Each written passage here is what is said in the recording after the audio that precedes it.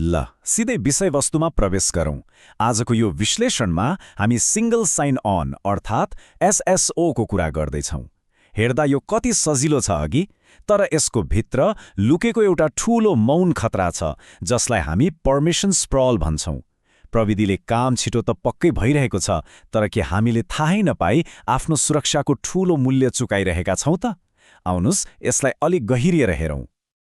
Sign in with Google वा Microsoft button देख्ने बित्तिकै हामी मक्ख पर्छौँ नि, होइन र? लामो फर्म भर्नुभन्दा एप्रुभमा क्लिक गर्न कति मजा आउँछ, तर त्यो 1 सेकेन्डको क्लिकमा वास्तवमा के भइरहेको छ भनेर हामी हतपत सोच्दैनौँ। हामीले एउटा थर्ड पार्टी एपलाई हाम्रो डाटामा कति लामो र निरन्तर पहुँच दिइरहेका छौँ भन्ने कुरा साँच्चीकै नै डरलाग्दो हुन सक्छ। मानौँ न हामीले आफ्नो घरको साँचो कसैलाई दिइरहेका छौँ, तर त्यो साँचोले कुन कुन कोठा खोल्छ भन्ने नै हामीलाई थाहा छैन। अब यो SSO को सहजता र यसले दिने भ्रमको कुरा गरौँ। हो, सिंगल साइन अनले हाम्रो काम गर्ने तरिकालाई निकै छिटो बनाएको छ। धेरैवटा पासवर्ड सम्झिनुपर्ने झन्झटबाट मुक्ति मिलेको छ। यो पक्कै पनि ठूलो राहतको कुरा हो। तर यसको एउटा नदेखिने मूल्य छ, त्यो हो भिजिबिलिटी वा दृश्यता गुमाउनु। कर्पोरेट डेटामा कसले, कहिले र किन पहुँच गरिरहेको छ भन्ने कुरा बिस्तारै हाम्रो नियन्त्रणभन्दा बाहिर जान थाल्छ। सबै कुरा एउटै ढोकाबाट भइरहेको छ भन्दैमा त्यो सुरक्षित नै हुन्छ भन्ने भ्रममा पर्नु चाहिँ एकदमै खतरनाक हुन सक्छ। अनि यहीँनिर आउँछ एउटा लुकेको जोखिम, पर्मिसन स्प्रल अर्थात् अनुमतिहरूको फैलावट। धेरैजसो संस्थाहरूले बाहिरी ढोकालाई कडा पासवर्ड र मल्टिफ्याक्टर अथेन्टिकेसन अर्थात् MFA लगाएर मजबुत त बनाएका हुन्छन्, तर भित्र छिरिसकेका ती थर्ड पार्टी एपहरूले के गरिराखेका छन् नि, त्यसमा खासै कसैको ध्यान जाँदैन। हामीलाई बस एउटा छिटो लगइन चाहिएको हुन्छ। साना अक्षरमा लेखिएका शर्तहरू नपढिकन हामी कन्ट्याक्ट्स, क्यालेन्डर, फाइल्स र कहिलेकाहीँ त सम्पूर्ण प्रोफाइलकै पहुँच दिइरहेका हुन्छौँ। समय बित्दै जाँदा सयौँ एपहरूले हाम्रो डेटा चलाइरहेका हुन्छन् र हामीलाई पत्तो नै हुँदैन। त्यसो भए यस्ता खतरनाक अनुमतिहरूलाई कसरी पहिचान गर्ने त? डिजिटल गेटहरूको रक्षा गर्न हामीले कस्तो प्रकारको माग खतरनाक हुन्छ भनेर बुझ्नै पर्छ। एउटा सानो खराब OAuth टोकलको कारणले केही सेकेन्डमै हजारौं कर्पोरेट फाइलहरू बाहिरिन सक्छन्। जरा सोचौँ त, एउटा सामान्य क्याल्कुलेटर एपले हाम्रो इमेल पढ्ने अनुमति माग्यो भने त्यो कति अस्वाभाविक कुरा हो। वा एउटा सामान्य ब्राउजर एक्सटेन्सनले हामीले पढ्ने र ब्राउज गर्ने सबै कुरा ट्र्याक गरिरहेको छ। जब हामी IT को रिभ्यू बिना नै यस्ता अनुमतिहरू दिन्छौँ नि, तब सिङ्गो संस्थाको डाटाबेस नै ठूलो जोखिममा पर्छ।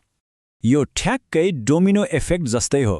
यदि हाम्रो मुख्य आइडेन्टिटी अकाउन्ट जस्तै कर्पोरेट गुगल वा माइक्रोसफ्ट अकाउन्ट कसैको हात लाग्यो भने त्योसँग जोडिएका दर्जनौं एप र सेवाहरूको पहुँच एकैसाथ जोखिममा पर्छ।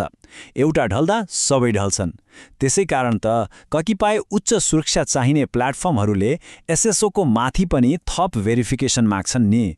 एउटै साँचोमा पूर्ण रूपले भर पर्नु साँच्चै नै खतरनाक हुन सक्छ। अब आउनुस् मुख्य समस्याको कुरा गरौँ, कमजोर सुशासन। यहाँनिर बुझ्नुपर्ने सबैभन्दा महत्त्वपूर्ण कुरा के हो भने समस्या SSO होइन। SSO त एउटा गजबको उपकरण हो। वास्तविक खतरा त सुशासन अर्थात् गभर्नेन्सको कमी पो हो। कर्मचारीहरूले कुन बाहिरी एपहरूलाई कम्पनीको नेटवर्कसँग जोड्न पाउँछन् भन्ने कुरामा कडा प्रशासकीय नियन्त्रण नहुनु नै सबैभन्दा ठूलो कमजोरी हो। कम जोखिम भएका वा एकपटक मात्र प्रयोग हुने सेवाहरूका लागि SSO को प्रयोग नगर्नु नै बेस हुन्छ। त्यस्ता ठाउँमा छुट्टै इमेल, फरक र बलियो पासवर्ड वा एक्सपोजेबल इमेलहरू प्रयोग गर्दा हामी अनावश्यक जोखिमबाट बच्न सक्छौँ। मुख्य कर्पोरेट एकाउन्टलाई जहाँ पायो त्यहीँ जोड्नु हुँदैन। यसलाई स्वीकृत र अत्यन्त महत्त्वपूर्ण कामको लागि मात्र सुरक्षित राख्नुपर्छ। ल अब सुरक्षाका लागि चाल्नै पर्ने आवश्यक कदमहरू के हुन् त्यता लागौँ। संस्था र कर्मचारी दुवैले मिलेर नियन्त्रण फिर्ता पाउन चाल्नुपर्ने कदमहरू एकदमै स्पष्ट छन्। नियमित रूपमा एपका अनुमतिहरू रिभ्यू गर्ने, जति आवश्यक छ त्यति मात्र पहुँच दिने, लिस्ट प्रिभिलेजको सिद्धान्त लागू गर्ने र जोखिमपूर्ण एक्सटेन्सनहरूको कडा निगरानी गर्ने। आइटीले अनधिकृत एपहरू रोक्ने काम त गर्छ नै, तर हामी आफैले पनि अप्रुभ बटन थिच्नु अघि यो एपलाई साँच्चै यो डाटा किन चाहियो भनेर प्रश्न गर्न सिक्नै पर्छ। होशियारपूर्ण समीक्षा र कडा नियन्त्रण भयो भने मात्र सुविधा र सुरक्षा दुवै सँगसँगै लान सकिन्छ। अब हामी निष्कर्षमा आइपुगेका छौँ। याद राखौँ, संसारका सबैभन्दा ठूला डाटा लिकहरू सधैँ कुनै जटिल ह्याकिङबाट मात्र हुँदैनन्।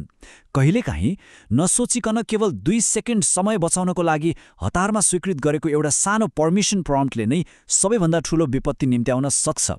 त्यसैले अर्को पटक साइन इन गर्दा एक क्षण रोकिएर सोचौँ, हामीले वास्तवमा के को साँचो दिइरहेका छौँ? के बचाइएको त्यो केही सेकेन्ड जोखिममा पर्न सक्ने हाम्रो अमूल्य डाटाभन्दा महत्त्वपूर्ण छ त?